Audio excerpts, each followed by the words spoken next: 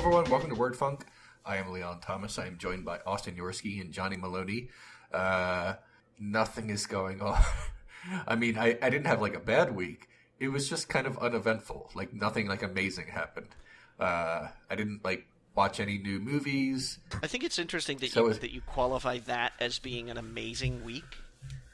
I said it's not been. No, I know, but then immediately when you're like, it hasn't been an amazing week. You're like, I didn't watch any TV shows. I didn't. Okay, see that any wouldn't movies. have. That wouldn't. Okay, like that's kind of a normal amazing week for me. Is that right? You know, like if I see a movie and I'm like, oh, it was a movie. You know, it's not like Red Letter Days. You know, some movies are amazing. It's true, but I don't know like. Seeing one of them, does that like truly transform your week? Are you like, wow, my week is amazing now?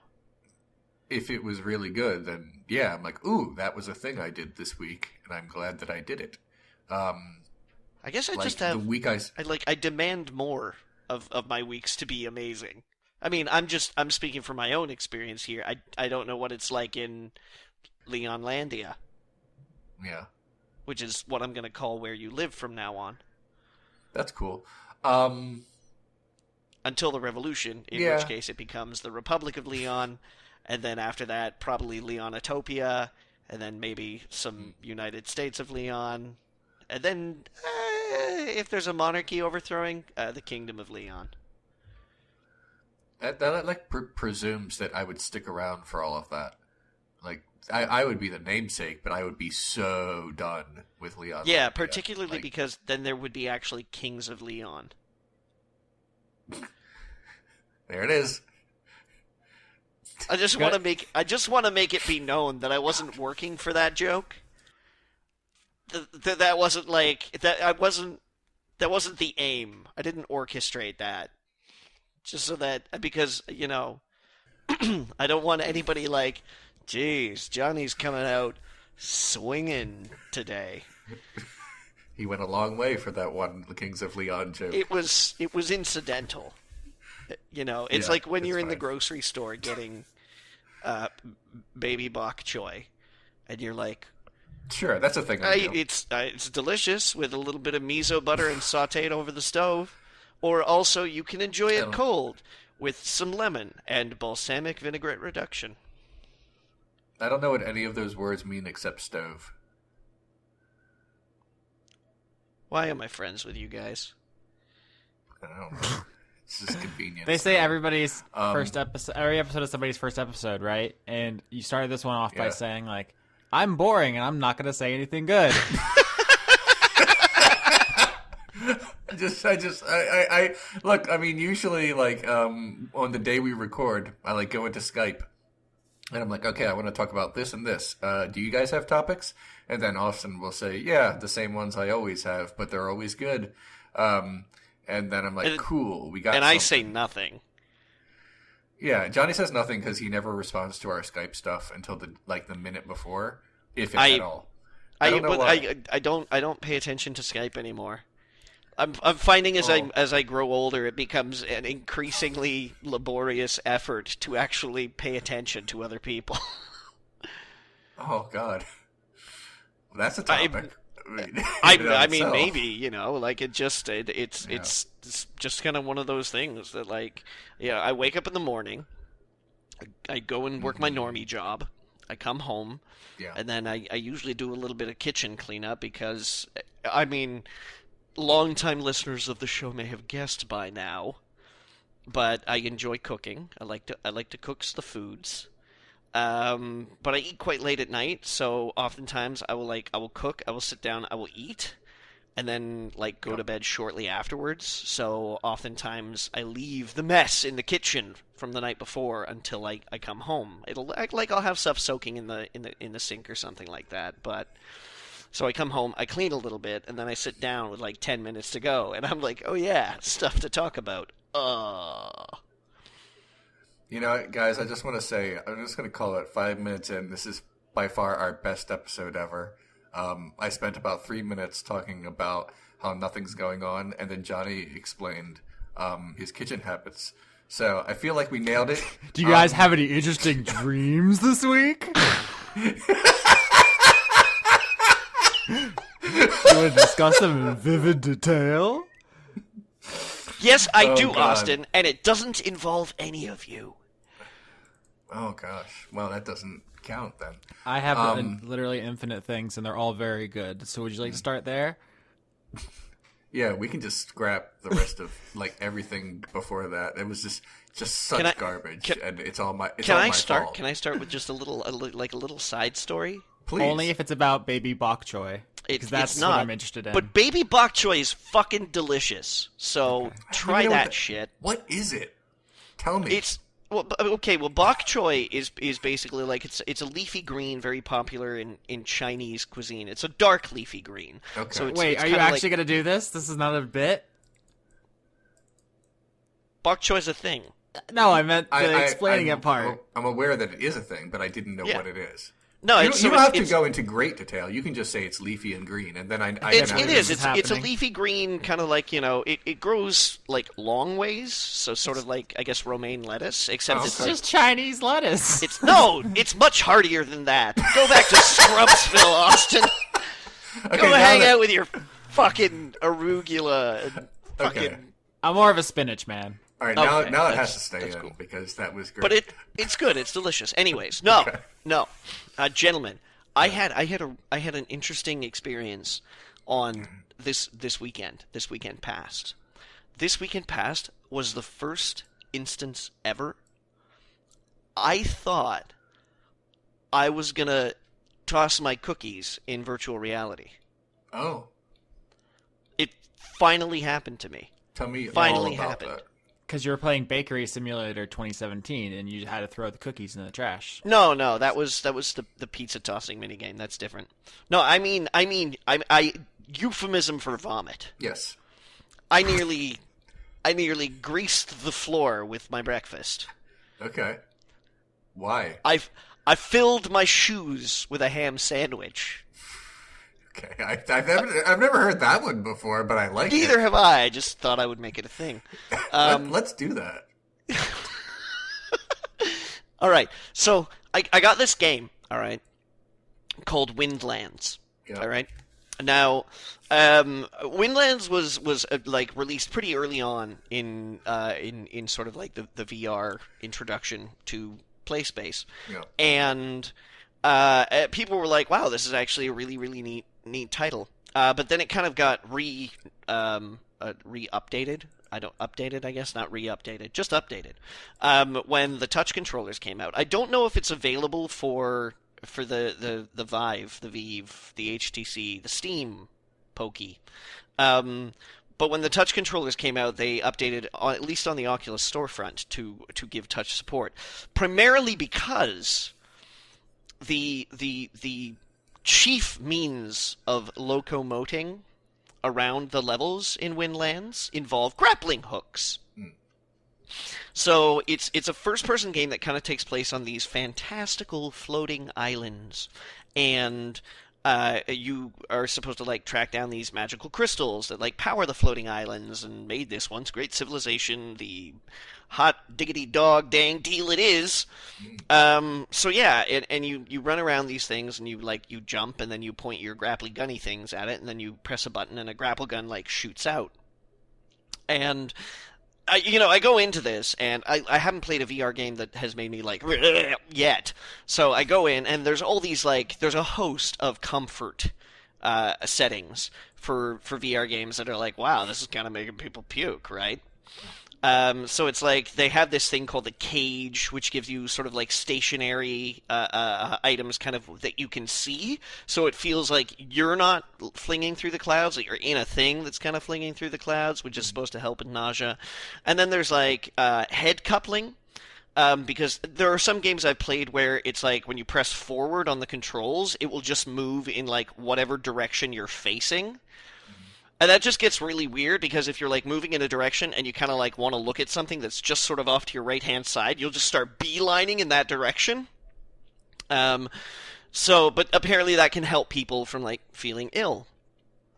So I'm like, I'm a grown man. I'll turn all these settings off, right? Yeah.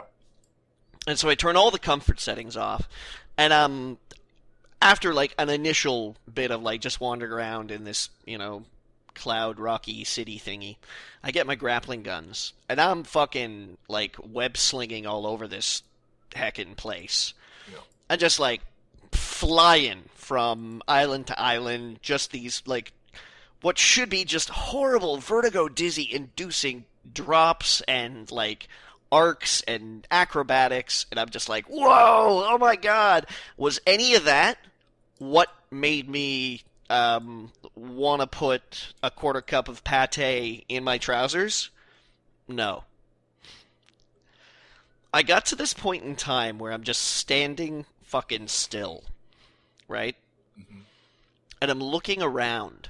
I'm like, whoa, hey, this is kind of cool. Like, I'm just enjoying. I'm sightseeing, all right? And I'm sitting in my swivel chair in front of my computer desk. And after stopping and looking around, I just sort of casually lose track of which way forward is, right? Because I've decoupled my head movement so that when I press forward, I move in a unified forward direction so that I can look wherever I want without necessarily moving in that direction while walking. So I've forgotten which way is forward because I'm just looking every which way, and then I'm like, well, it's time to keep moving. So turns out that I'm 90 degrees turned to the like right of forward. And I'm just standing still, and I'm like, well, better get moving. I go to press forward on the stick, thinking I'm going to be moving in the direction that I'm looking in, right? I lurch to the left. Just like, it just starts moving left. And just that very, very simple moment where I thought one thing was going to happen, and then something else did, and immediately my body was like, nope. Not gonna do that. Not happy. I had to tear the headset off of my face and go and lie down with my eyes open, staring at the ceiling for like 20 minutes. Oh. Just because of that one thing. I was expecting something else than what I got. And my stomach was having none of it. No. And it was just the strangest thing. It was so sudden, so, like, deep stomach ugliness. And I just think it's so strange that something so simple got me. Like, something as simple as that. That it was like, I thought I was going to move forward, instead I moved left. I've never had a problem, and that was it. That was what pushed me off the edge. It was ugh. Just one of the many. I'll just add that to the pile of reasons why I just don't want to do VR. That sounds terrible. It was like putting your foot into a warm, sticky sock. Sure, I know what that feels like. You with me, Austin? You live in Florida. Most of your socks must be sticky. Everything's sticky. I mean, damp, not sticky. What? Sticky is a different thing. You have to have a specific like stickiness vector that just doesn't happen naturally. Yeah, but when things are hot and I'm on like certain chairs, I will stick to it if I'm not wearing a shirt. Yeah, that's not sticky. Like it's a little sticky, like jam. That's just skin and cohesion. And I don't know. It's pretty sticky. It's not sticky. I knew you'd know what I was talking about. This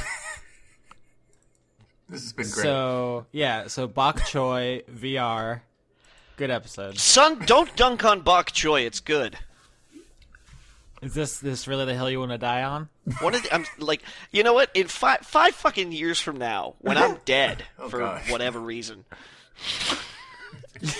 you're gonna be in a grocery store in the produce section, and you're gonna see this like a little bushel of baby bok choy, and like you're gonna remember, you're gonna be like, oh, Maybe I owe it to him. And you're going to take that baby bok choy home. You're going to dress it up in a little bit of lemon dressing, some like rosemary flavored balsamic vinegar, something like that. You're going to be like, oh shit, he was trying to make me a better person by recommending this. And I stepped on him. Oh. I was punching down that day, man, and now I don't feel good about it. So in this alternate universe, did you die? Like, were you jacking it while hang gliding and crashed? Like, what did alternate universe Johnny do? For the purposes of poetic justice, let's say I choked on a baby bok choy salad. Okay, and that one I'd be in the store and I'd see it and I'd probably just bust up laughing. It was so good. I was just trying to eat it too fast. Yeah, we've all been there. All right, so and then my headstone can say something like, "Too young to leaf." I feel like this has to be some kind of karma because in the episode of Dice Funk we recorded last, as of this recording, the one that isn't out yet, you said the funniest thing in the history of any recording we've ever done together, and I was like, "Damn, Johnny's on fire!" And now he's like, "Are you just gonna coast for a while?" You just like put it in the work, and now you're just gonna like. Just take it easy for a bit. Yeah, it's vacation day. Right. Nice. Okay. Yeah. So what do you guys want to talk about? I just want to say two things, and they're both about the Wheel of Fortune. Okay. The Wheel of Fortune? Yeah. He didn't edit anything out between these conversations, I swear. Are you talking Merv Griffin's The Wheel of Fortune? No, I'm or is talking, there like... Because when somebody says The Wheel of Fortune, okay. I sort of feel like, you're going a little hot bigger than that. Okay, look, I'm talking about the current incarnation of Wheel of Fortune, a show I have not watched probably in a decade or two. I just want to say two things. First, Pat Sajak has the worst Wikipedia entry ever, because if you go there, and you should, what usually happens in a Wikipedia page is there'll be like a profile picture of the famous person, and then you scroll down, and there's like another, different profile, picture of this person doing something else. This is the first time I've ever encountered a Wikipedia entry in which it's the same picture. It's exactly the same one. Like it's one picture of Pat Sajak, and an identical picture of Pat Sajak is immediately beneath it, and I feel like someone's trolling Pat Sajak. Austin, sorry, Leon. Austin, that doesn't work. K is already up on the board. Yes, I've seen that joke too. And you guys yes, gonna explain it? This is an audio medium. You can't just refer to an image I sent you. I understand. Austin put the popular image of the incomplete Wheel of Fortune puzzle that couldn't possibly be yanking on the dick. But someone thought it might be. It can't because it's literally K's on the board. Right. I mean, I'm sorry, but your joke doesn't make sense. Got him. Also, I'm on this Wikipedia page now because I think this is what you wanted. Yeah. Why were you here? Oh, why was I here? Oh, it's interesting because I saw it's just something. For some reason, I started thinking about Vanna White earlier today. I forget why that popped into my head. It turns out Vanna White is turning 60 in a few days, and I think that's amazing that she has that level of job security because she's been doing the Wheel of Fortune since '82, when I was born. I hope she's been managing her money well. Now I'm worried. One assumes that she would be. She has a lot of other business ventures, apparently. Like custom bathroom fixtures? No, apparently like something with knitting. Also, she still does like a lot of or she used to do a lot of acting work, and I think she still does from time to time. The point is, what I'm saying is, it's actually kind of refreshing that nobody replaced her, because we kind of live in this sort of like youth-based, Hollywood system, and someone said, no, we will always have Vanna White on this show. It would be madness not to, and I think that's kind of great. I don't have a punchline to that. I just found it very life affirming that Vanna White is well into her being a senior citizen and still doing the exact same thing and has excellent job security and still looks pretty hot, if I may say. I don't know if that's sexist, but she looks really good. She's really a lovely woman. I can hear you digging that hole in real time. It was exciting. I'm sorry. She's a lovely woman, and I think that's amazing. I don't know. Here's a good punchline. Apparently, Pat Sajak is a climate change skeptic who he's an awful person. Yeah, who donates to the Republican Party. So he's complicit in the current crime.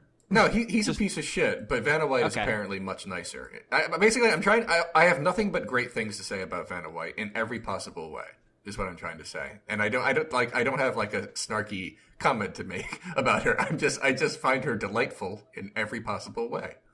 And that's it. Cool. Great.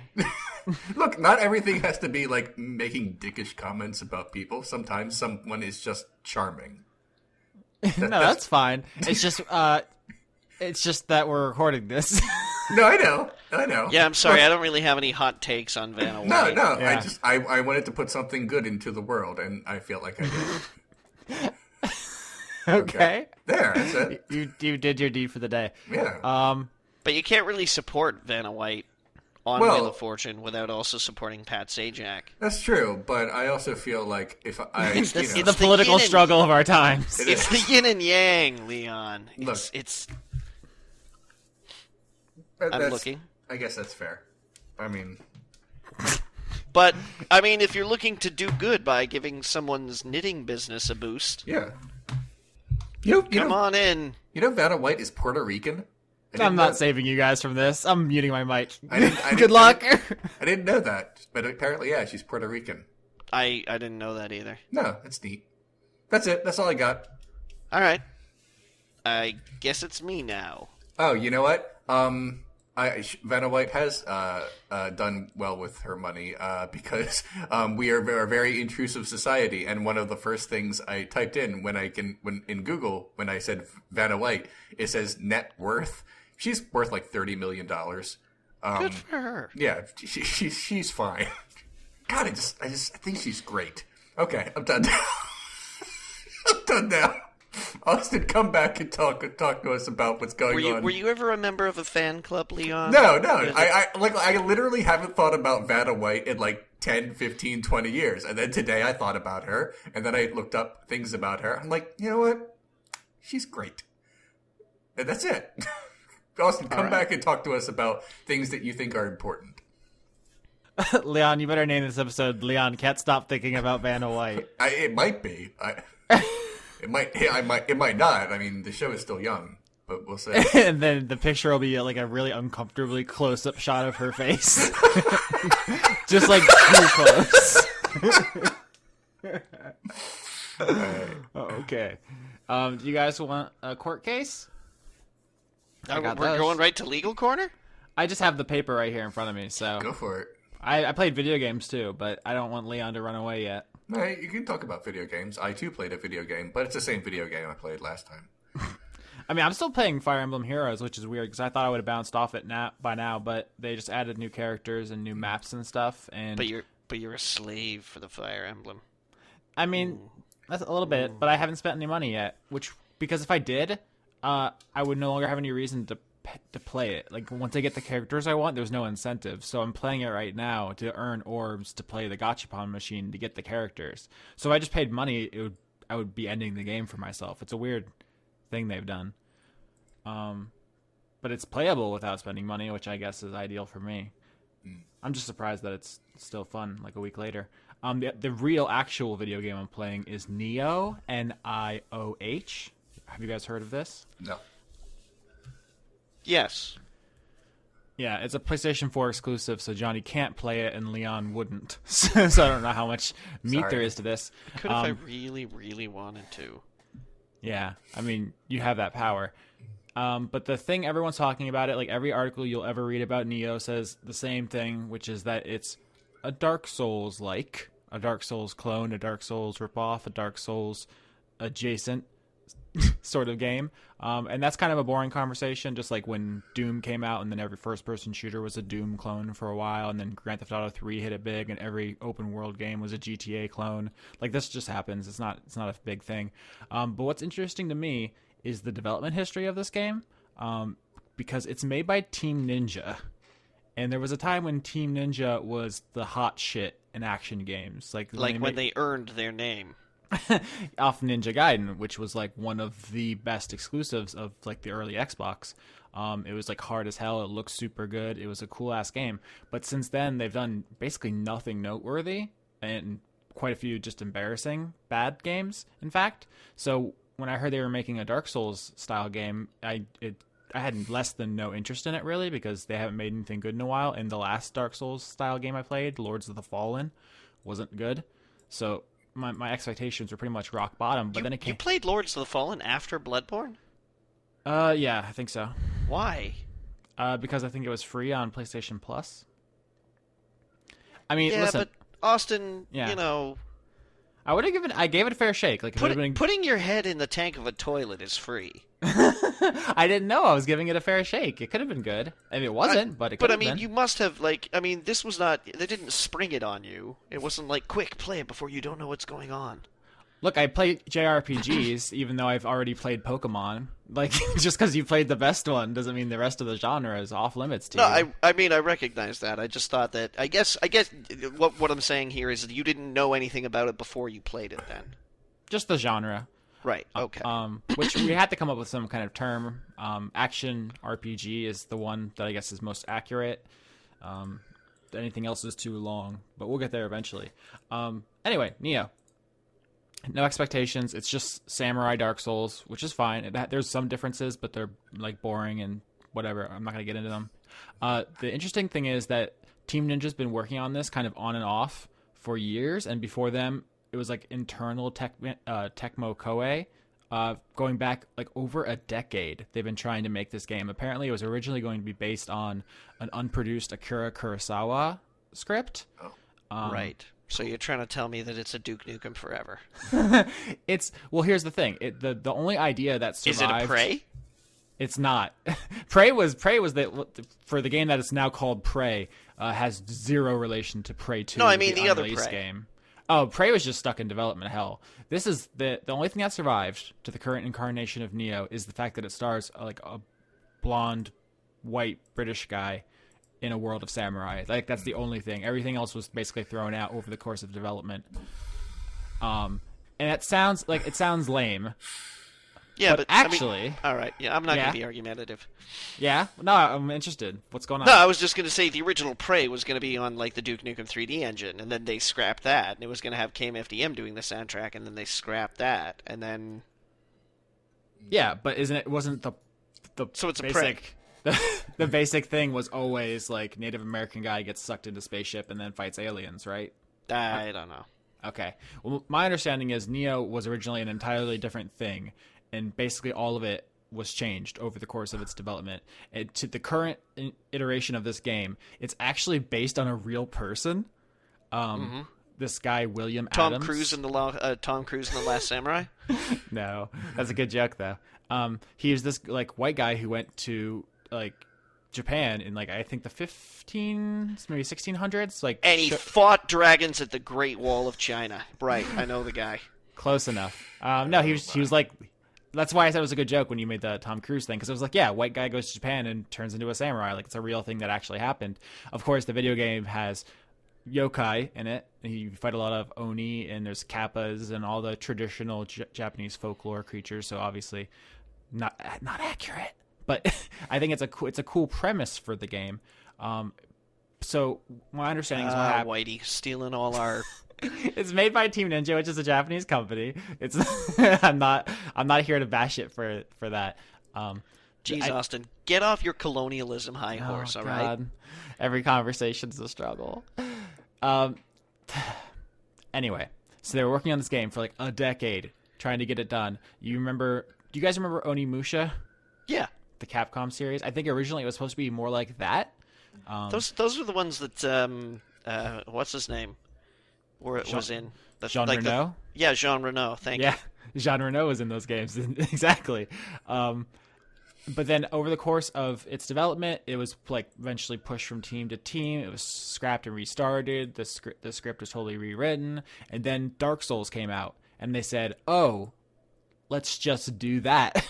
and then suddenly apparently everything fell into place, and they just like took the flavor the like white man goes to Japan flavor and just made it just like layered that on top of the already existing really good skeleton.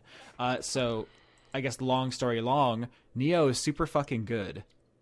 Great. Like, it's very good. It looks crazy. Like, the particle effects and the Japanese folklore shit is just top notch. The only other thing that's even like in the same wheelhouse is like Yokai Watch and shit, and obviously that's like a cartoon, like Disney style. It looks nothing like that, but there's nothing else like doing what it's doing since like Onimusha.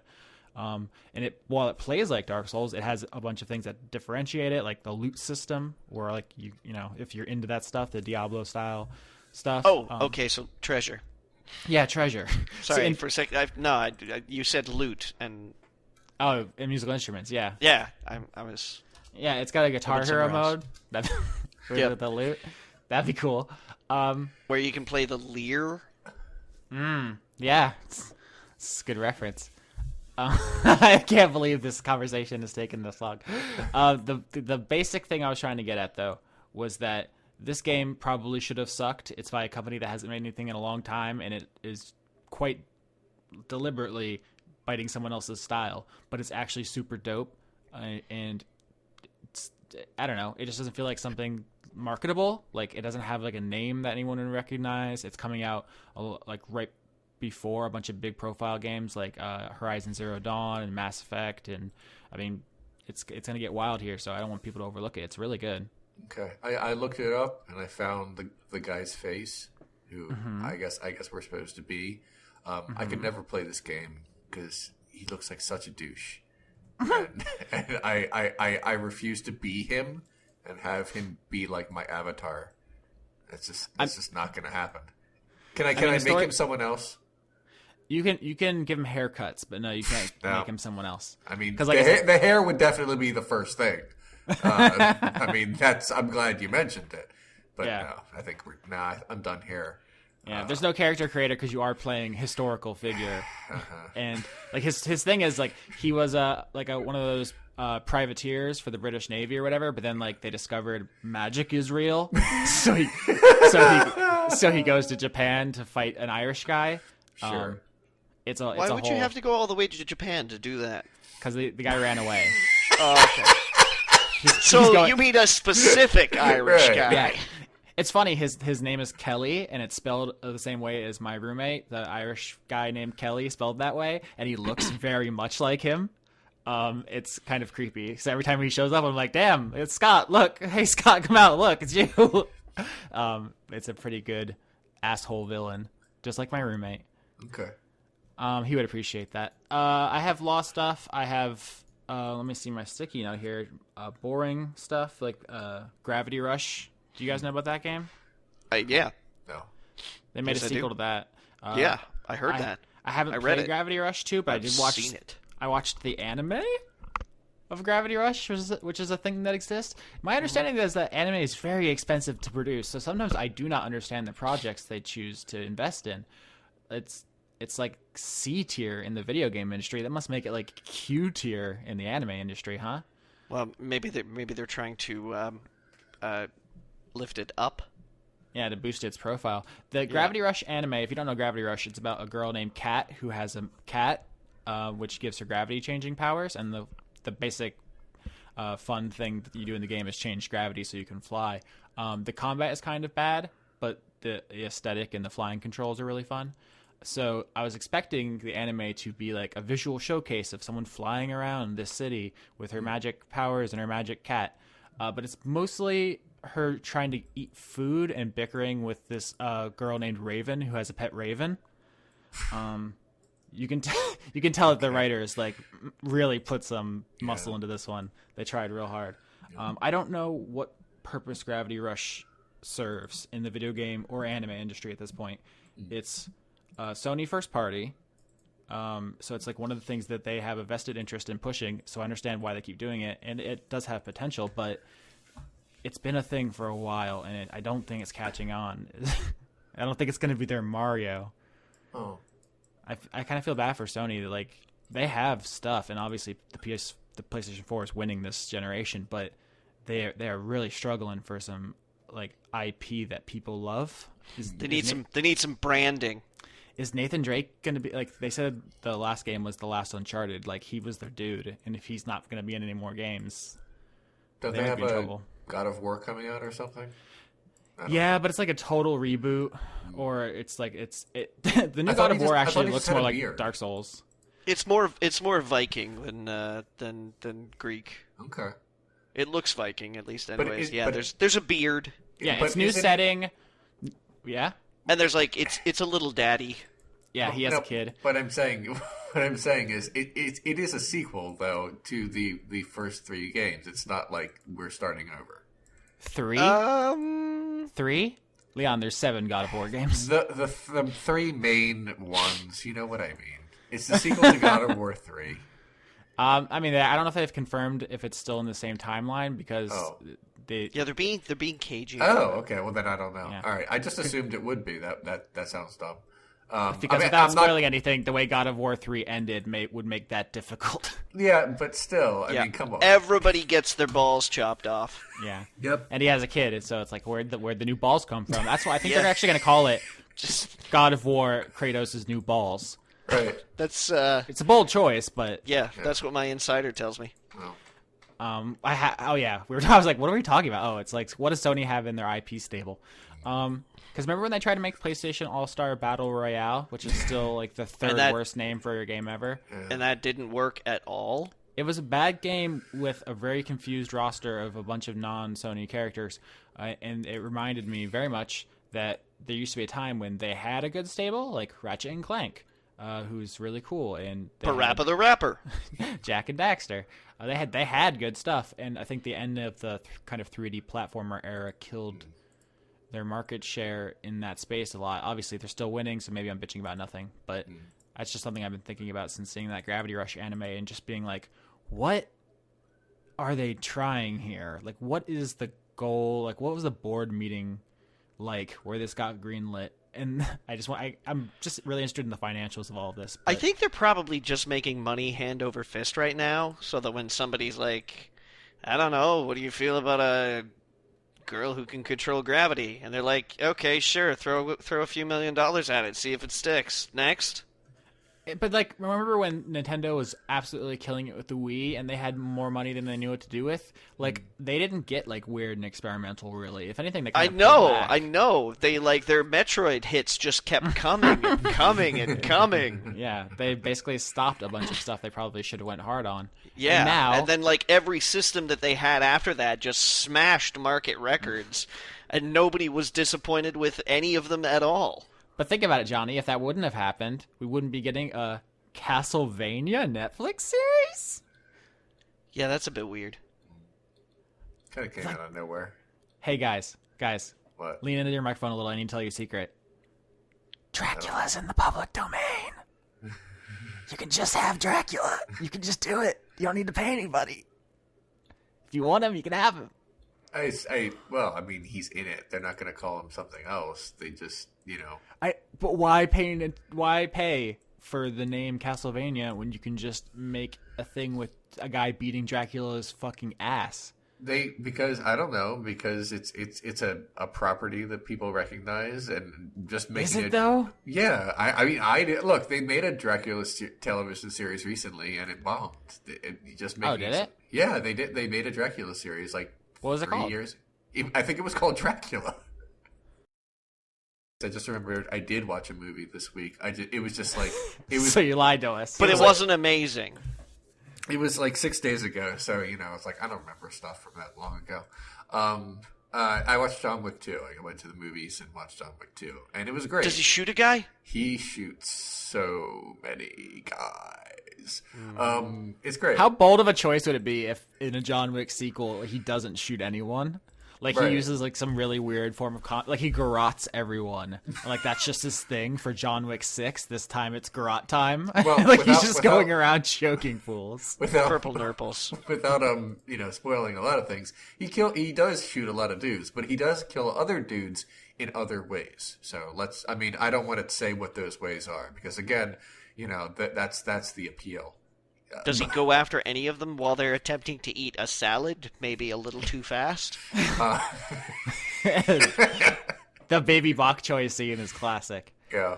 No, it's I great. just want to make sure I'm not treading on anybody's IP here, you know. But it'd be like a well- Garfield without Garfield if there was a John Wick where he didn't shoot anyone. Bok Choy is in the public domain, okay? I'm not sure John Wick is. So This conversation is disappearing up its own butt. Was it good? Oh yeah, it Was was it great. Oh, it was so great. Oh, I loved it so much. Like I was just, and it's very it's like the first John Wick movie is like completely self-contained movie, and if it just ended there, it would be fine. But John Wick 2 is possibly better, but also it's like a cliffhanger into the next one. This is very much the Empire Strikes Back of the John Wick movies, where like the first one was completely self-contained and could have ended there. This one is obviously a sequel leading into a third movie, and the third movie I'm sure is coming. all right, Leon. Yes. I need the lowdown. I need the skinny. I want total spoilers here, okay? Tell me about the new pupper. There's a new dog. The dog doesn't have a name and does not play strongly into the film at all. Is he a good boy? I mean, he doesn't do anything bad, so, I mean, he's on his way. So he's probably a good boy. Well, I mean, yeah, I think it can be reasonably said that he's a good boy. He doesn't do anything that good, though.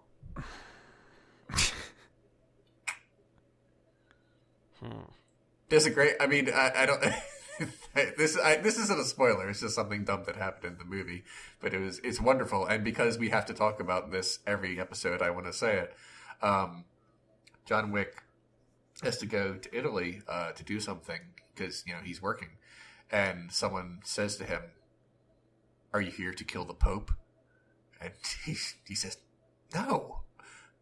So and that's it. It's a 2-second scene where John Wick has to uncomfortably deny the fact that he's going to kill the Pope. He does not kill the Pope. So we're not going to get a John Wick young Pope crossover. No, that is the only Pope related thing in the entire movie, and that's Damn, it. you definitely stole my joke there, Johnny. I was like, is Jude Law going to make a cameo as the Pope?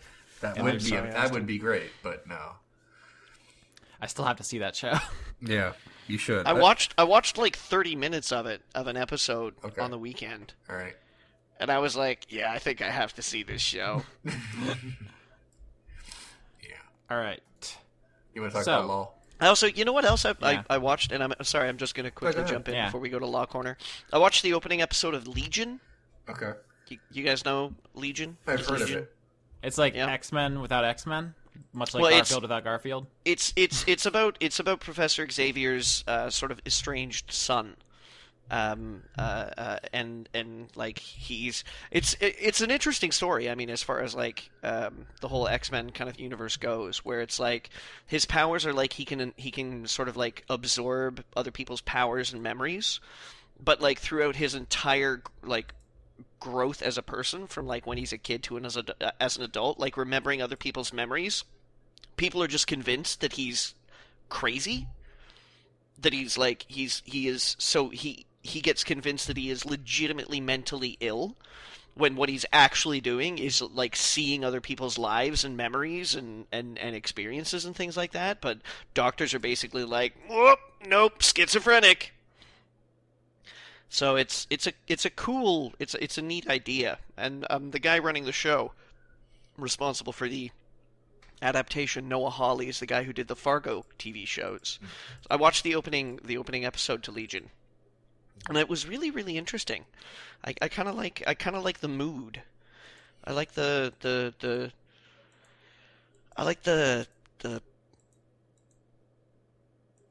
je ne sais quoi, the anima in it. Okay. It's got a great personality. I'm really interested to see where it goes. So, and also The Expanse is back. Woo! Great. And it hit the ground running. So it's like, oh, you thought we were gonna take a break? Fuck you! And just boom. So it's still as good as it's ever been so far. A couple episodes in. So take me to the law, Austin. So this Law Corner is actually going to start in the last episode of Renegade Cut.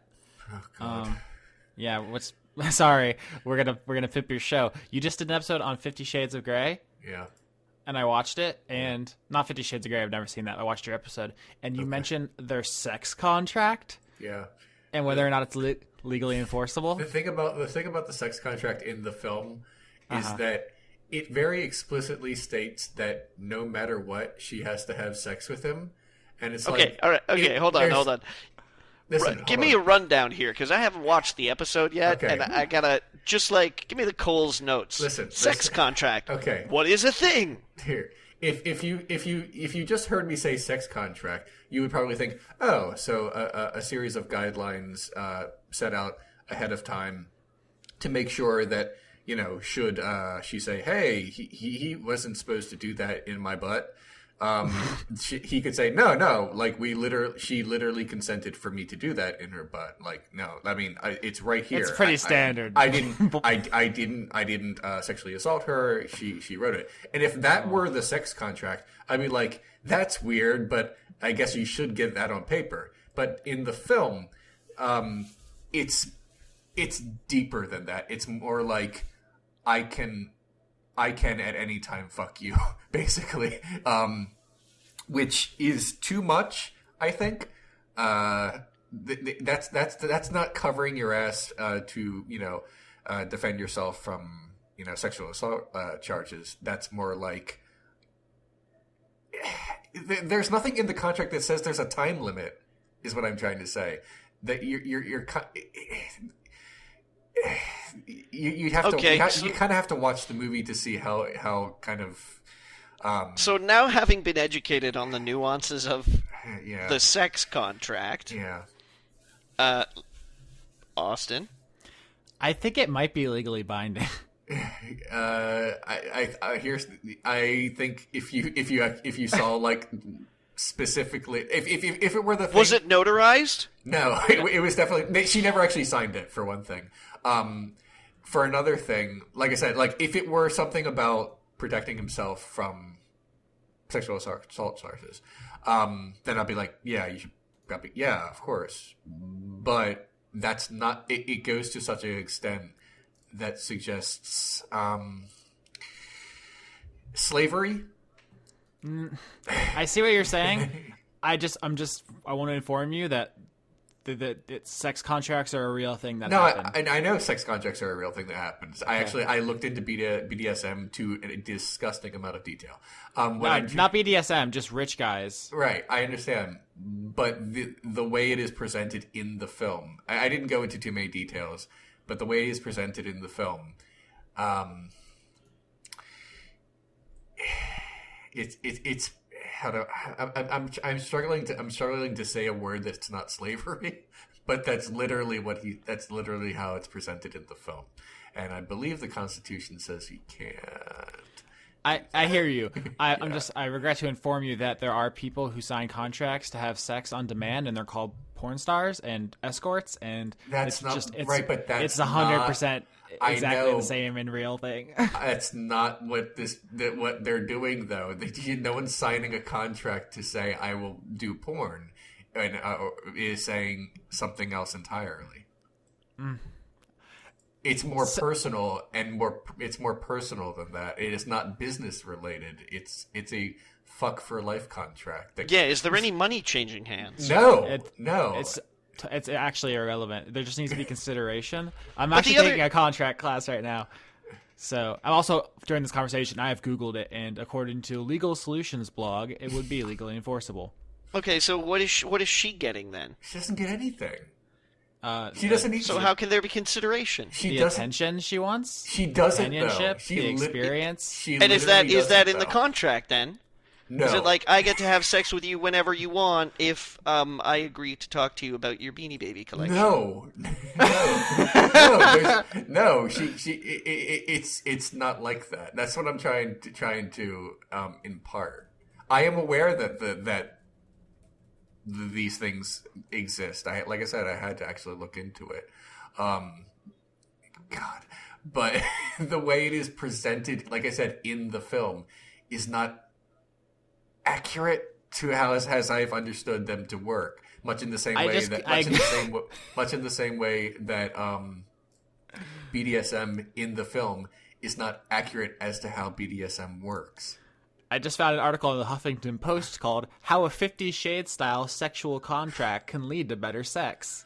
Okay, first of all, that's gross. That's number one. Number two, no.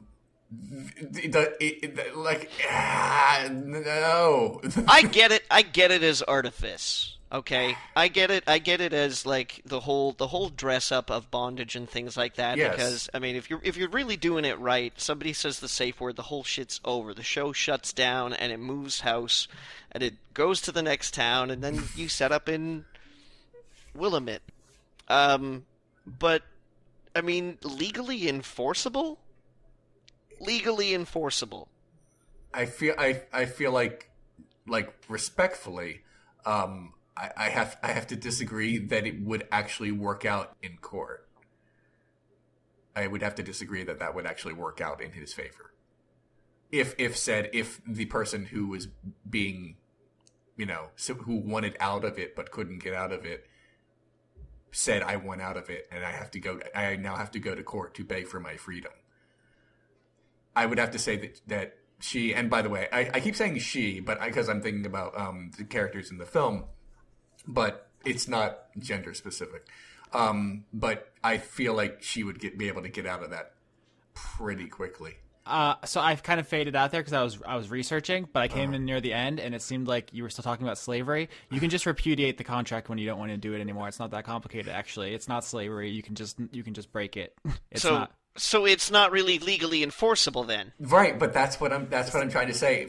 That's what I mean by legally enforceable, and that's what I mean by the fact that in the film that is not a consideration of the contract. Oh, okay. Then we need to be clear. That's not what legally enforceable means. Okay. So what do you mean by legally enforceable? He's like, she's like, oh, not now. And he's like, but I wanna. Because that's how I imagine the dialogue in 50 Shades of Grey goes. I thought 50 Shades had like really dramatic dialogue, not childish dialogue. What I mean by that is that if it's hard for me to explain without talking about rape, and I don't want to. I understand where you're coming from. It's just a little bit different. So legally enforceable just means that a court will take the promise seriously. It doesn't mean you have to do it. You can just not do a thing. That's sort of what I'm talking about. And then there's certain ways that if you choose not to do a thing you promise to do, that the court then does something about that. Sometimes you pay money. Sometimes you have to pay like the difference in them trying to find some other solution. There's what are they called? Injunctions. There's like a bunch of different things that can happen. Just enforceable just means that it's a real promise. So what you're saying to me is at no point in time is a judge is never going to say, this look airtight. I'm afraid you're going to have to take it in the butt. No, in fact, there's a couple of cases I've been thinking about specifically, which is where I was going with this conversation about things like this. Butt cases? Not butt cases.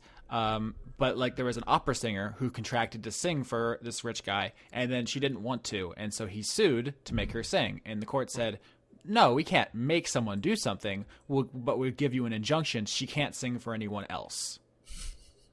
So like if a contract, even if it's like gross or weird or wrong, if you make a promise that's serious and like there's all the structural elements are there are remedies if someone breaches. Right. So this is what's going on with Kesha right now, if I'm not mistaken. I'm not super deep into any of that. I heard like around it, but my understanding is that she's fighting with her record label and she's not allowed to make any new music right now, right? It's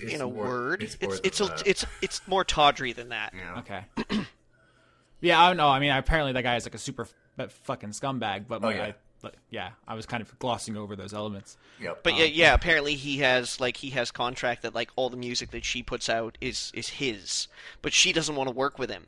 Yeah, so because she's doing nothing. Super fucking scumbag. So yeah, she's opted then to not.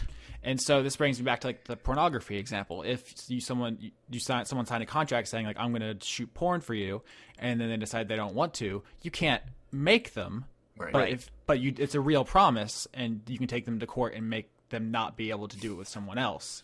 not porn with not someone else. porn. Yeah, Right. yeah. You can't legislate like somebody's body, and like this situation. Yeah, like At the moment, Austin. if Oh my God. Dark times ahead. yeah. So if Christian Grey wanted to take Anastasia Steele, and I can't believe those are real names, Yeah, to court. They're not. Yeah, I can't believe they're character names. Fucking not real names. They're not real names. The judge would not make her fuck him, and she would not prevent her from fucking anyone else. Right. But there might be some other solution. Maybe she had to pay him for the difference, or she might not be able to talk to anyone about it. There's like a bunch of different things that could happen. Good news. Good news for Anastasia Steele. He actually owes her a lot of money at the end of the film.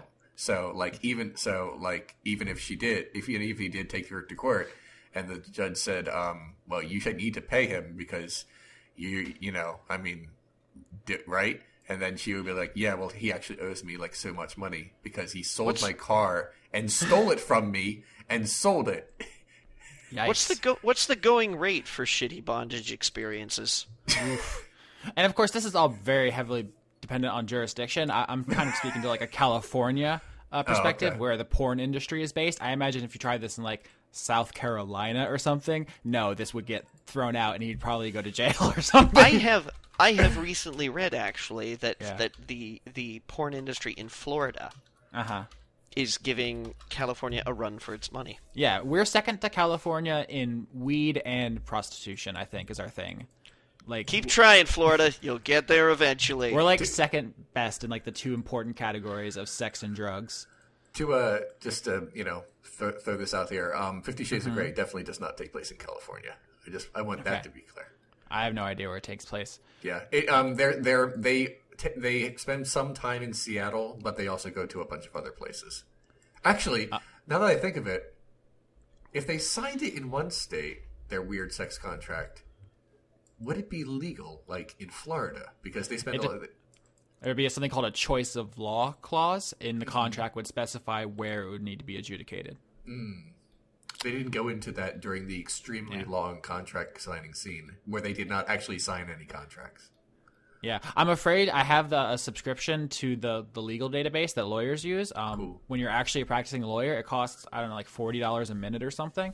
It's if you ever wonder why lawyers charge so much, it's because we have to use one of like 3 databases where everything that is legally real is stored, and they're very expensive. But as a student, I actually have a free trial to it. But I'm afraid to type like sex contract into it because someone's definitely monitoring these things. But I'm almost certain there was some case where someone tried something like this, and I bet there's an example of it not being enforceable because I'm reminded of another case where this woman, she was a mistress of a very rich man, and there was a contract between them, and it was ultimately found that it was not enforceable because he didn't take it seriously because like she was just his mistress, and so the court was like this isn't real, like this is like weird foreplay. Like it's a little bit more complicated than that. Right. Using that court case, I would say that in this particular case, that is similar to what the relationship of the film.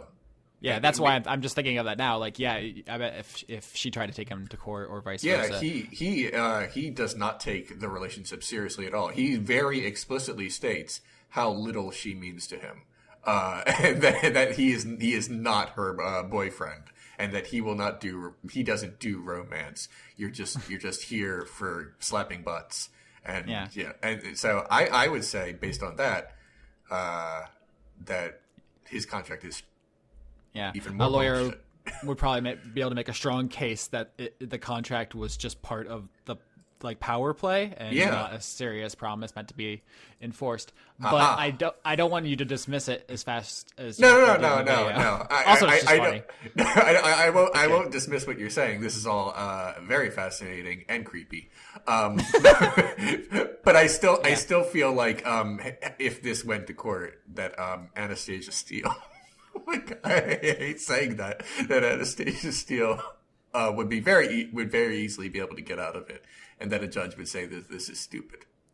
Yeah. All right, Austin. So what I need you to do, okay, is put a reminder in your phone calendar Okay. for graduation day. Yeah. All right, on your graduation day. I'm going to use the database. All the ways you're going to use the database. It'll be the last day that you have access to it as a student. Uh-huh. So, top of the list right here, sex contracts. Wow. Yeah, apparently there's a different rates you can get, like, depending on the size of your firm. And, like, apparently it's, like, one of the biggest, like, overhead costs. I think I've described lawyering before as, like, being a professional looker-upper. And about the value of memorization, because if you're a surgeon, right, and you have certain techniques that you know how to do and they work, that's fine, and new techniques are invented, but they're not immediately employed. You like train and you watch other people do them and you transition over time. But in law, if you have a case on Wednesday, but on Tuesday another case comes down from a higher court saying that the rules are different, like on Wednesday you better show up prepared to follow those. Like you have to like constantly be looking things up because they're always changing and they're always the new way things are done, and you don't get a choice. So you're like a professional SEO analyst. There was like some kind of seminar we had to go to where they taught us about Boolean search terms, and I was like, oh my god, I just looked around. No, I won't let them take me back. I just looked around and I was like, these motherfuckers don't know how to use the internet, do they? Oh no.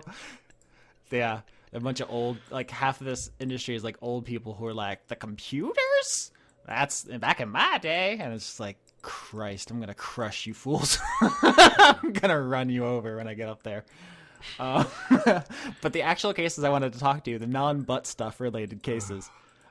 Which are the infinitely more disappointing cases. Yeah. Maybe I'll try to sneak some butt stuff in there, some like stealth butt stuff. Okay, so here, quick. I think we have a title. Yeah, I wasn't even trying. Okay, so this one, these two guys, they work at some kind of like lumber processing yard, and so they're rolling huge like tree trunks down on the machines that are getting carried away. It's not important. The important thing is, one guy's up on a higher level, and he's mishandles. Now, are we talking metaphorically here or physically? Okay. Physically, elevationally speaking, and right. A log goes like awry and is going to fall off this thing and land on another guy and crush him to death. Definitely. Yeah. So the guy up on the higher elevation like tackles the log to change its trajectory, and he falls off the thing with the log, and instead it very badly injures him. Mm-hmm. All right. So two guys, one guy saved the other's life, but he very badly injured himself. Yeah. So the not injured guy says, "You saved my life, and now you're crippled. So I'm going to give you money, every month or every couple weeks or whatever, forever, nice. Because I owe you my life, and you can't work now." Oh, he has a Wookiee life debt. Yeah.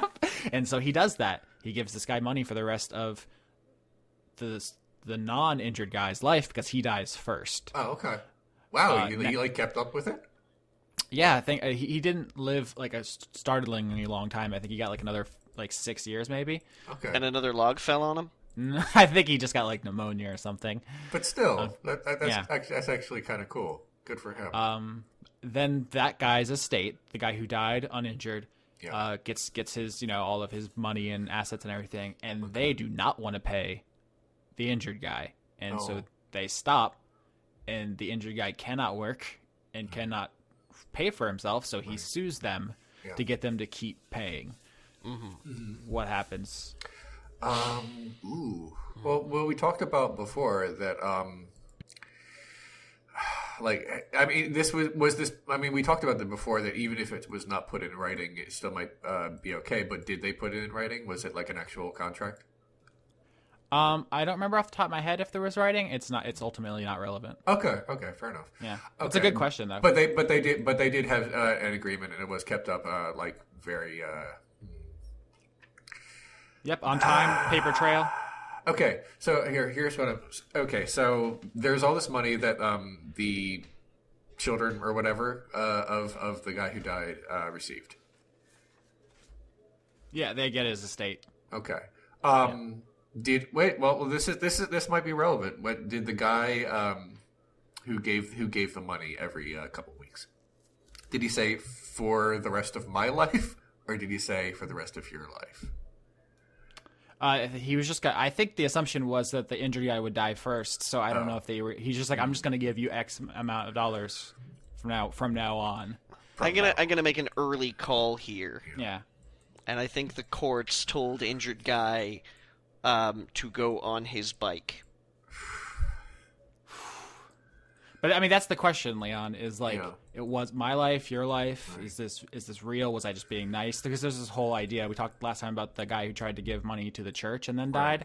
Yeah. It's like, what is a gift or a charitable donation, or what's just being nice? We talked about before that the charitable donation thing was eventually rejected, but a similar case was accepted because there was an exchange.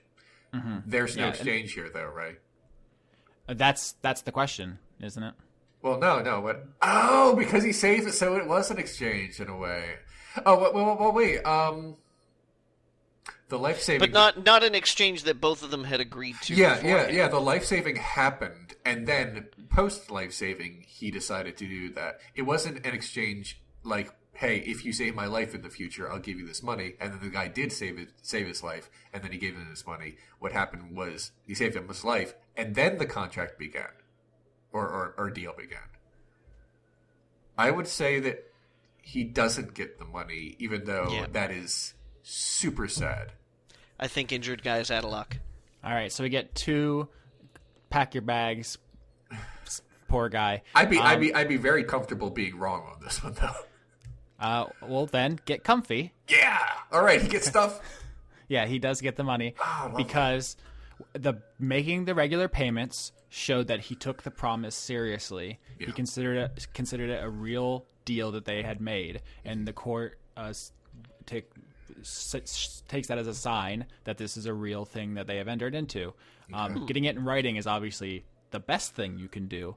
Way preferable. Yeah, you should. The takeaway from literally every contracts case is, if it had been in the contract, this would be easy. Right. We don't ever learn cases where it's spelled out, because then there wouldn't be anything to learn. Yeah, if it had said, for saving my life, I will pay you money for the rest of your life, and also maybe some butt stuff. Snuck it in there. But yes, and so what this eventually gets to is that there's another case where someone tries to donate money to a church and then dies. Yeah. But in this one, again, well, it's actually a religious college, I think. But this time, they name something after the person in exchange for the money. They're like, "Oh, you're going to give us money? Now this is the Mary Williams Memorial Library or whatever." I think it's actually a scholarship, but because they can go to the court and say, like, this is what this was for, it's now a thing. And that's kind of the takeaway from these cases, is that if that's someone crafty. Well, it's kind of what she wanted. She was like, I'm going to give you this money, and they're like, for? That's, you have to kind of make these look yeah, I know, serious. But you just know that it was like, well, she passed. Okay, I guess we better find a library to name. I don't think that's how it happened, but it is a funny thing to say. So this guy gets his money because they were in a contractual relationship with or without actual paper to back it up. So that's a good thing. Okay. That's a kind of heartwarming one before the next 2 I have for you, which are kind of go together, and I guess they're kind of like a famous set of cases. They're also super dark, so I apologize. I'll try to gloss over some of the details. First one is this. I'll play guy, circus music in the background while you say it. Yeah, Entry of the Gladiators. Okay. Anyway, so this guy is a total fucking shitbag. This total garbage dick. You're starting strong, and I like it. I hate this fucking trash. Oh, he's so bad. But he beats his kid, and his kid dies. Jesus. So he gets arrested. I'm assuming that these 2 facts are related. Yeah. Well, I mean, yes, but the question... It's not like he beats his kid and then the kid catches pneumonia. That's the question, right? He's arrested and charged with first-degree murder. Right. And he is convicted, but on appeal, he tries to basically argue that they're unrelated. And so I guess the question is, it's obvious if you just, cut someone's head off. Like, oh, you murdered them. Yeah. But so he punches this kid in the front and back, the abdomen, and he eventually from internal injuries dies, but it's not clear. It's not like it's not simple, is what's going on here. So the question becomes like how much do you have to do to someone to be murder? Okay, well, if going by what we talked about before, the actual cause was him punching this kid to death. But we have to figure out like the proximate cause. Like what like you said he died of internal injuries. Yeah, this isn't a proximate cause. So he definitely did. He's going to jail. The question is how long, because he's charged and convicted at trial of first-degree murder. That's at best he's going to be he's going to be busted down to second. All right. Well, let me ask you some questions. How long did it take this kid to die? Apparently, this happened. This was like over the course of like months. Oh, what was the ruling of the actual cause of death? Like on like the autopsy or whatever. Internal bleeding from blunt trauma. Then that seems like pretty clear. The blunt trauma, unless the blunt trauma happened later in the hospital. Nope, he definitely did it. Yeah. Then the cause of death, it looks pretty clear to me. Does, but I'm betting because you said here's some dark ones, it doesn't end well. But that's what I would assume. Yeah, I'm gonna throw it out there that he doesn't get first. I don't think he gets first degree murder. I think he can argue his way into, I didn't want to kill him, I just wanted to beat him around a little bit. Yeah, literally just I'm sorry, but copy paste what Johnny said. That's 100% the thing that happened. Yeah. Second degree because he says I didn't mean to. It definitely is what happened, but oops.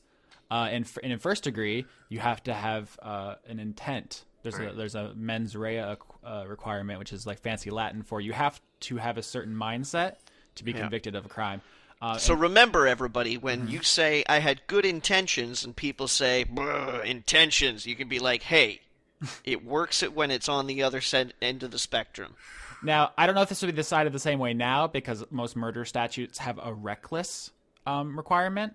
So if you do something that's so reckless that it results in death, they usually get you now. This is probably more of a historical thing. But the second case, which kind of goes with this one, is there's this guy, and his dad is very sick, and his dad's in the hospital, and he goes there, and he's like, my dad is sad and sick, and I don't want him to be sad and sick. So he takes a gun, and he shoots him 4 times in his hospital bed. And he is arrested, charged with murder. He did intend to do it. First degree murder. Yeah. Once I can believe is kind of like, man, I wasn't sure what I was going to do. Twice is sort of like, maybe once more for good measure. Ooh, 4? 4 times? Yeah. But I mean, he was trying to help him. He was sick and it was sad. There are better ways to help people than 4 bullets. That's true. Leon? He said he wanted to kill his grandfather, right? He wanted there was no his ambiguity father. here. His father. His father, not his grandfather. His father. He wanted to kill his father. There's no ambiguity about the fact that he was trying to kill this person. Maybe he's just not a problem solver type. That's not what I'm. That's not what I'm asking. There's no uncertainty or ambiguity. Okay. What year is this? I don't have that right in front of me, but guns exist. Yeah. Still. All right. Guns and hospitals as well. Yeah, modern. So it's 20th century. Okay. Yeah. How old is this kid? As like a young adult. Oh, okay, but I don't know, 20s, 30s. Okay, there's no excuse then.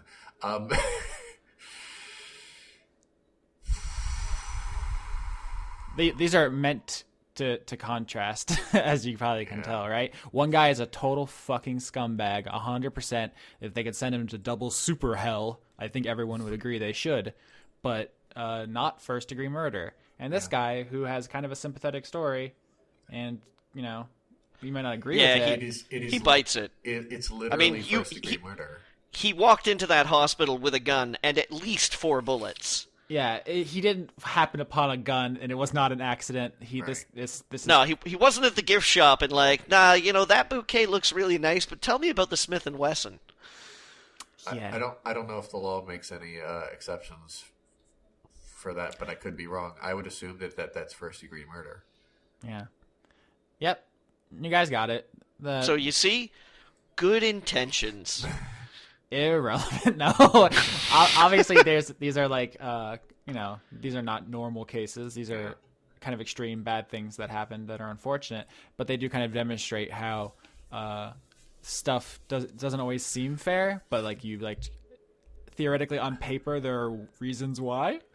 Whether or not you find them satisfying is, I guess, between you and your God. But apparently this is a thing they subject us to early on to try to desensitize us to how awful criminal law is going to get. My professor was basically like, I'm just numb to it at this point. It's all stabbings and babies thrown off buildings from here on out.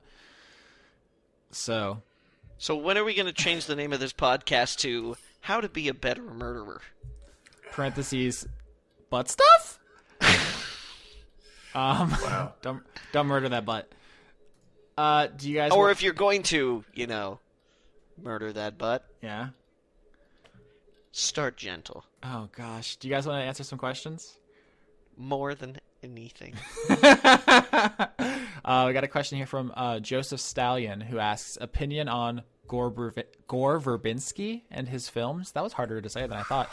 That's the Pirates of the Caribbean guy, right? Let me look at his other things. Let me look at his exact filmographies. Yeah. So, He did the American adaptation of The Ring as well, which I gotta tell you is like one of the few instances where I kind of preferred the localization over the source material. Okay. Because while I did enjoy Ringu, it was very much like a product of Japanese culture. Yeah. Insofar as that, the moment that it was like, oh my god, surreal happenings, they had to be like, it's crazy mind psychic powers and stuff like that. Whereas, in America, in the West, they were kind of like, no, let's leave that stuff out so it's more mysterious and spooky. Most of his stuff is complete junk. But, he's probably most famous for the Lone Ranger flop that's lost all the money. It basically ended his career. He's only made one movie since, although he's apparently slated to direct a remake of Clue. No, I did really like Rango.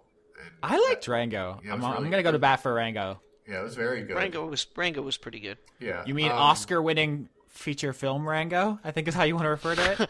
Oh, well then. Yeah. I apologize. Oh, we didn't even talk about the Grammys. That happened this week, guys. Chance won 3. Okay. It's good. It's nice. Great. Well, that's our Grammy spectacular. Yeah, I don't really care about anything else. Although fucking Megadeth beat Baroness, which is garbage. Grammys don't know anything about metal. Rango's good. What do you have against Rango? Let's circle back to that. Yeah. Yeah, he's a cute little lizard. He has a little Western adventure. What do you got? Right. Did anybody say they had anything against Rango? I thought we all agreed on that. No, it's just, no one really talks about it that much. It's just good. But I wouldn't say it's certainly not a forgotten film, but I feel like there's such like a the big animation studios kind of sort of dominate. DreamWorks and Disney Pixar joints. Yeah, so when something besides that exists and it's great, it's like that sort of one-off that doesn't. We all like the first Pirates of the Caribbean, right? Let's just get that out there. I mean, it was. Let's be honest here. It was pretty awesome. It's pretty awesome. Also, it won one less Oscar than Rango, which is, I will remind you, an Oscar-winning film. Unlike Pirates of the Caribbean, Curse of the Black Pearl, which won 0. Okay. So I don't know if you want. But they did get really kind of bloated. Oh, the Pirates of the Caribbean movies? Oh, yeah. After the first one. Of course. Anyone who likes the Pirates sequels is either wrong or stupid. That's the kind I liked Ian McShane in the fourth one. But it was the fourth one? I watched the fourth one. Okay. Ask me what I remember about it. Oh, they're so bad. Ian McShane. Okay. That's it. That's all I remember about the fourth one. Ian McShane is in John Wick 1 and 2. So yes, this is... and I remember him from John Wick 1. I haven't seen 2, but I'm having premonitions about his inclusion. Yeah. So, final verdict on Gore Verbinski. Let's lay down the law for all future generations. What's this director's legacy? His director's legacy is basically Sturgeon's Law. 90% of all art is garbage, or at least mediocre, and his oeuvre is that. Like 10% of it is real good, and the rest is garbage. But that's the standard, isn't it? I mean, if yeah, I was just gonna say you could do worse. Yeah, I always feel like someone asked me about Francis Ford Coppola recently, and I said he made like 4 really good movies in the 70s. He made a few good movies in the 80s. He made like 1 good movie in the 90s, and that was it. But that doesn't mean doesn't mean he's shit. It just because he made a lot of bad movies. It's just really hard to make a good movie. Most movies are bad. Are you His sure? wine's okay. Are you sure you're not confusing him with Brian De Palma, who has like literally the exact same career trajectory? There's a bunch. Look. Yeah. Wes Craven? Also, I'd say. Well, I don't like his 70s stuff. I would say no. No. Okay. Nah, that's fair. It's an acquired taste, but I would just anyway. A lot of those guys from that era have similar trajectories. Like George Lucas made 3 good movies in the 70s: Star Wars, American Graffiti, and THX 1138. And then I guess as a director, nothing else. But he was involved heavily in the Indiana Jones movies, so he gets a pass. What about John Carpenter? Did he ever do anything of note after like his golden period? It depends on how long you think his golden period is. I guess the rest of it. I was just thinking about this the other day, and then I remembered he made 1 really good movie later. Oh, In the Mouth of Madness in the 90s was good. Yeah, but that's what I'm saying. So, I mean, John Carpenter made 2 phenomenal movies in the 70s, Assault on Precinct 13 and Halloween. And in the 80s, he made a couple of good movies, notably The Thing and Big Trouble. And then in the 90s, like, he had 1 movie. So I feel like that's the exact trajectory we've been talking about, right? There was Escape from New York. Yeah, and, you forgot about Escape. Yeah, Escape and from New York. what was it, Prince of Darkness as well. I still haven't seen that. And also They Live. Oh yeah, They Live is very polarizing. I happen to like it, but I know a lot of people who would not accept that as a good movie. I know, but it's like it's such a product of its time. Yeah, as is what it is. And I can understand how people would not feel like it updated very well, but it's still just like it's pretty quintessential. Fair. Yeah, I don't. I'm just racking my brain for like all these directors who had very similar trajectories, and it's just like all I can think about right now. I mean that's common as an artist in general. You're young and you have all these great ideas, and then you blow your load, and then you're like, okay, I have a few other ideas, and now I'm older and boring. And then you have less. I I literally just answered this question to someone on Tumblr, and my feeling was directors who do a lot of movies kind of fall into that trajectory. Mm-hmm. Great directors who only made a few movies are like Sam Raimi, aren't like that. Like for example, like Orson Welles only made like 12 movies. Most of them are good, unlike most directors where less of them, most of them are good. David Lynch, most of them are good. He's only made a few movies though. Tarantino, most of them are good. He's only made a few. Yeah, I mean it's like that in every medium. Like Valve has like a 95% hit rate because they only make a game every 5 years. Yeah, that's fair. Okay. I'm looking at the questions now, and I got a couple ones I can do super quick. Faltering Footsteps asks Austin, Emperor of Sand expectations. That's the new Mastodon album. I've listened to the first 2 singles on them from it, and they're super good. I actually tweeted one of them, Sultan's Curse and Show Yourself. Very good. I think that album's going to be fucking tight. Mastodon is always good. Next question. Locobo, which is like Loco Chocobo, I like that name, asks, worst person to ever win a lawsuit on a technicality? If you guys have an answer, you can totally chime in, but I have a thought. Sure. Let me look into my deep well. I have one on the tip of my brain here, which is, there was this case I read about this guy who didn't think he had to pay taxes. He said, taxes are like a legal seizure of my assets by the illegitimate United States government, man. and he just fucking didn't pay taxes, and then he went to court, and he's a fucking criminal, obviously, and a bad person to boot. But the jury instructions were wrong, and so he wasn't convicted. Well, he was, and then it was reversed because the jury instructions were wrong. He did eventually get sent back down, and he ends up in jail after a long, confusing, boring story. But he was free for a long time because of a pretty rookie mistake about about the question of what you need to know to be convicted under tax law, because American tax law requires an intent to break it, because taxes are complicated. People make mistakes all the time, and we don't want to send people to jail every time they make a mistake. So to get sent to jail for doing your taxes wrong, you have to do it on purpose. You have to be trying to steal from the government, which this guy was definitely fucking doing. But he went in there and just said, I don't think taxes are real. and he was free. He was free for a long time.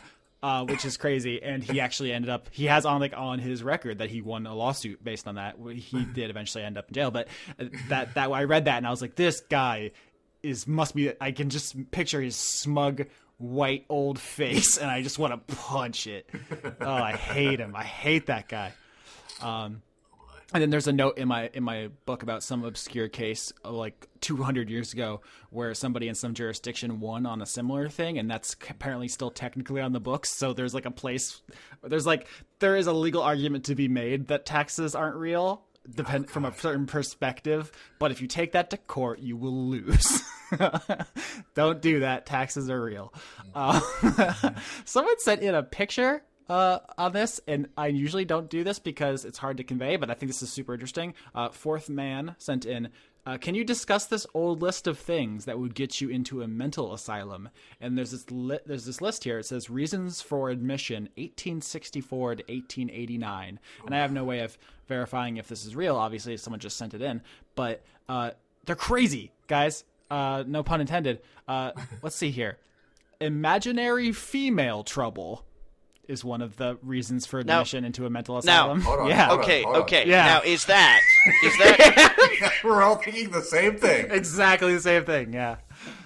is that trouble with imaginary females? Is the female imaginary? Is the female imagining something? Is it there's a lot of different angles. It's right next to hysteria, which is a made-up thing, which supposedly... Yeah, but it was something that could get you... It's to put in a mental asylum. Yeah, you could get institutionalized for hysteria. Yeah, for your womb wandering around the inside of your body, old-timey dudes. Yep. And that means we got to take stuff out. Mm-hmm. Because that's never gone wrong, ever, in the whole history of medical science. I'm in love with the way this thing is organized, because there's some that clearly should be in some kind of group, and it's like part of it is in alphabetical order and part of it's not. So there's laziness, and then there's masturbation and syphilis. I like it that it's together. Yeah, because it's a shame if it's just one or the other. But here's the thing. There's a couple more I think might be in that same group that aren't. For example, tobacco and masturbation. Yeah, at the same time, that can be a problem because people used to have to roll their own cigarettes, remember? Johnny, how about this? I'm starting to doubt this is real. Masturbation for 30 years. Straight? Yeah, that's an exceptional amount of chafing. Because I'm sure back then they didn't have the kind of lubricants that we had today. No, it's probably cumulative. Like someone has a stopwatch and just will not stop tracking this one dude. And once you hit 30 years, I mean, your life's kind of over at that point anyway. I think they're saying like you should be over it by the time you're 30. You know? That's less funny. Yeah, I know. How about this? Deranged masturbation. Okay, all right, hold on though, because you to judge? This is the problem I have with 30 years. All right, is that like when do you start? Yeah. Oh, so you're saying it can't be like age 43 you should be over it.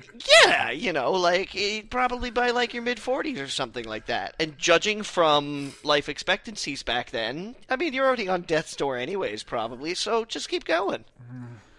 And then my favorite of these, suppressed masturbation. So if you masturbate, you're insane. If you suppress it, you're insane.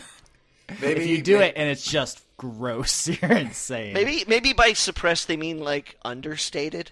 Just Where it's really low key. he's doing it, but he's not really enjoying it.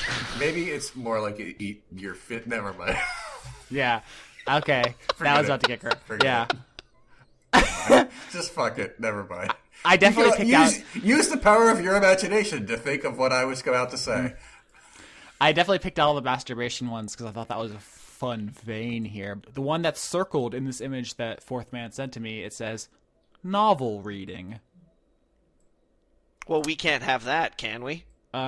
So that's because once you start reading novels, then maybe you'll want to write novels, and then you'll have thoughts of your own or something, and then you'll want the vote. I mean, that it's funny, but it's also I didn't question that because there's actually a really strange long history of art like being seen as like radical and weird. A long history of art. Yeah, when it comes out, like remember when rock music was super threatening to society? It was tearing us apart. When the English nobility got really bent up about etchings.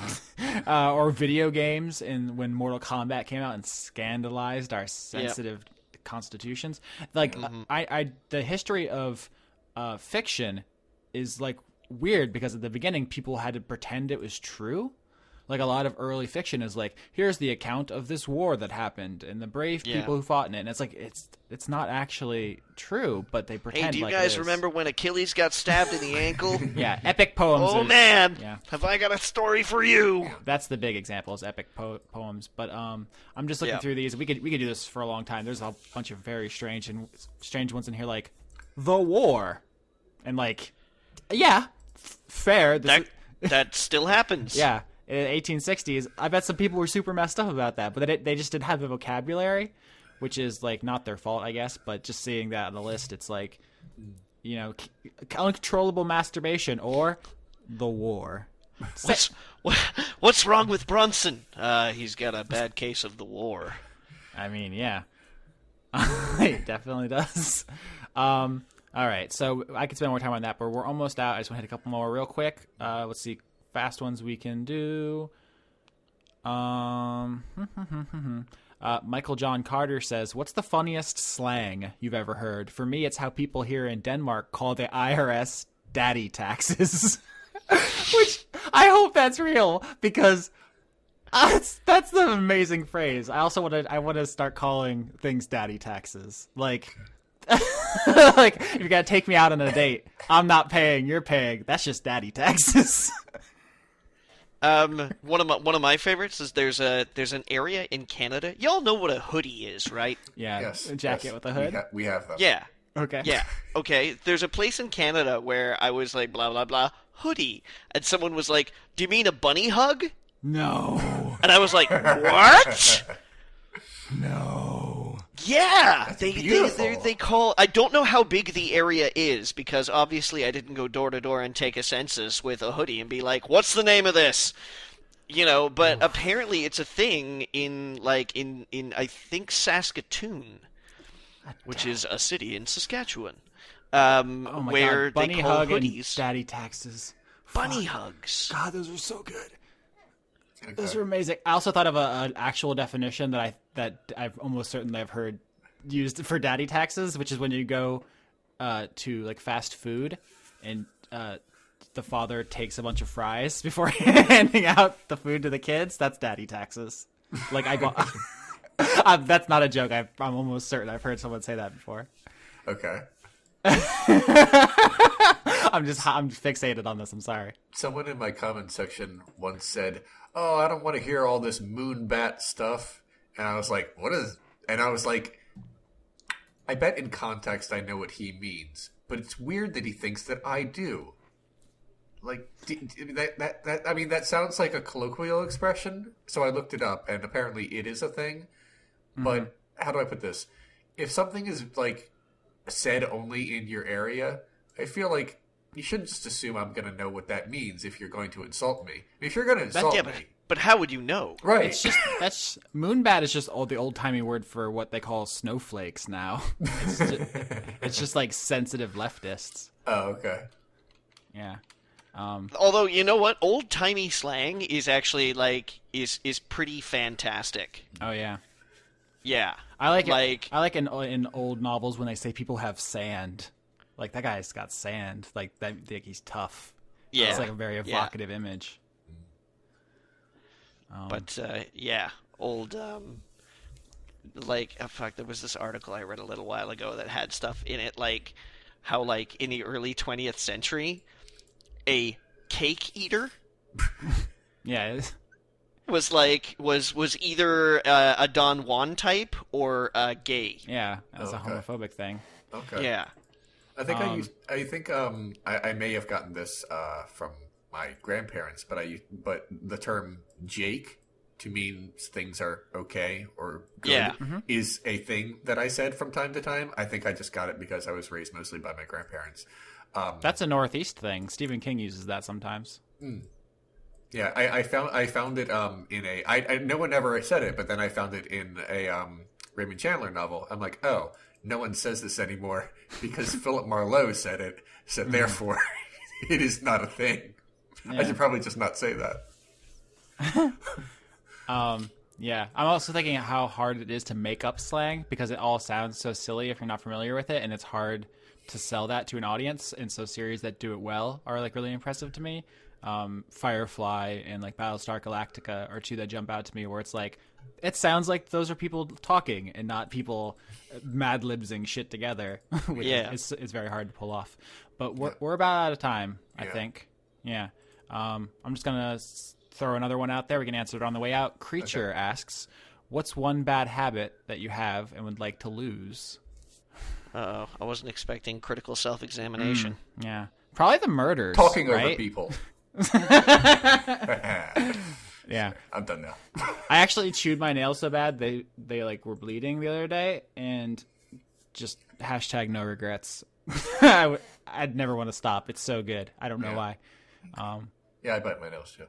I don't want to stop though. Yeah, I don't. Same as You'll take it from me over my cold, dead, very chewed up fingers. Yeah. Johnny, any self-examination going on over there? That's interesting. Yeah, lots. Gosh. I'm not sure where to start. I wish that we weren't so addicted to like caffeine and sugar, but I don't know if that's really a habit so much as it is like a chemical consequence of living in the century. Yeah, that's more. It's just cultural. There's almost no. I mean, I from time to time I'm like, I'm going to stop drinking soda, and that doesn't last long. It just doesn't. I hate to think that I'm addicted to it, but it's more like my body when you if you give someone a lot of soda when they're a kid and then they keep drinking it, it's hard to just stop altogether because you're addicted to both the caffeine and the sugar. It's a double whammy of the addictive substances. It's just part of my body chemistry now. Like I'm like it's like I'm more soda than blood. I wish I were a better communicator when I'm angsty. Oh. So like when I'm angry and when I'm frustrated or when I'm upset or something like that, my communication skills break down like crazy. And it's a source of real friction with a lot of the people that I care deeply about. And I have trouble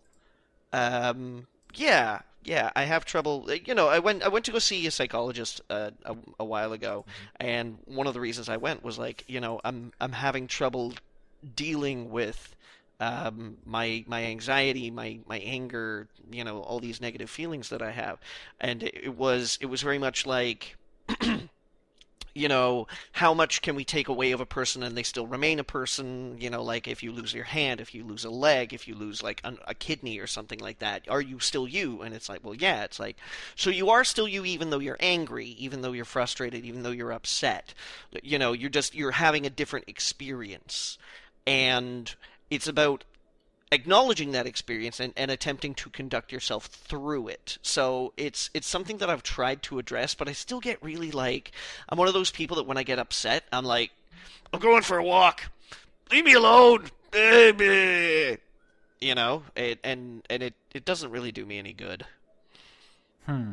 Johnny, you're the modern day ship of Theseus. How much can we take away from you before you're no longer Johnny? Probably a lot, actually. Oh gosh. we're starting with the dignity. We'll see how far we get. Okay. So Yeah, you see, the problem with the dignity is once it disappears, that just becomes Johnny. Oh gosh. No. So do you guys? I'm like John Carpenter's The Thing. Do you think it would hold up in court if you didn't pay your daddy taxes and you didn't think those were real? I don't know. Is there a sex contract? I feel like if you go into court and say daddy taxes, they would throw you in an insane asylum. Okay, we're almost getting good at podcasting. Someday. Yeah. All right. Anything you guys Are you wanna leaving say? all that bok choy shit in? A lot of my shit is going. Some of that bok choy shit is gold. Oh, wait, what do you... Okay, whatever. Which is weird, not because gonna- I think there's a brand of bok choy called Gold Penny Bok Choy. Nice. That's exactly what I was referencing. No. Anything you guys want to say before? No, this is over. You know what my favorite part of roller coasters is? What's up? The descent. Yeah, me too. Is that just a true thing? That's not a joke? Does it all have to be jokes, Austin? Yeah, I think for a comedy show, it probably should be. Yeah. So PewDiePie is a real piece of shit, right? How I got about that, huh? I Yeah. deliberately did not read that question. I got What a one. giant bunghole.